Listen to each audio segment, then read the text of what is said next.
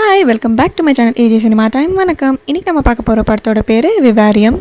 இந்த படத்தில் ஹீரோயினும் ஒரு வீடு வாங்குறதுக்காக ரியல் எஸ்டேட் ஏஜென்ட்டை போய் பார்க்குறாங்க.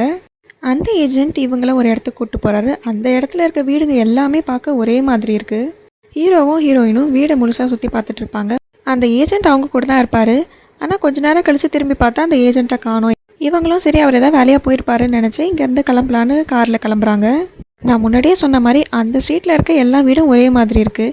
இவங்க எவ்வளோ தான் காரில் ட்ரைவ் பண்ணி போயிட்டே இருந்தாலும் அதே வீட்டுக்கு தான் திரும்ப திரும்ப வந்துட்டுருக்காங்க. வெளிச்சமாக இருக்கிறப்போ காரை ஸ்டார்ட் பண்ணவங்க இருட்டின அப்புறமும் இங்கேருந்து வெளியே போக முடியல. என்ன பண்ணுறதுன்னு தெரியலன்னு ஒரு நாள் மட்டும் இங்கே தங்கலான்னு இங்கே தங்குறாங்க. ஆனால் அடுத்த நாளும் திரும்பி இதே தான் நடக்குது. அவங்க எங்கே போனாலுமே திருப்பி அந்த வீட்டுக்கிட்டே தான் வந்து நிற்கிறாங்க. வெளியே போகிறதுக்கு வழியே அவங்களுக்கு தெரியல. யார்கிட்டயாவது ஹெல்ப் கேட்கலான்னு கால் பண்ண ட்ரை பண்ணுவாங்க. ஆனால் ஃபோன்லேயும் சிக்னல் இல்லை. இப்போ காரில் ஃபியூலாம் காலியாக இருக்கும். அதனால் டெய்லி காலையில் எழுந்துச்சு நடந்து பார்ப்பாங்க. ஆனால் எங்கேயுமே போக மாட்டாங்க. திருப்பி அதே வீட்டுக்கு தான் வந்து நிற்பாங்க.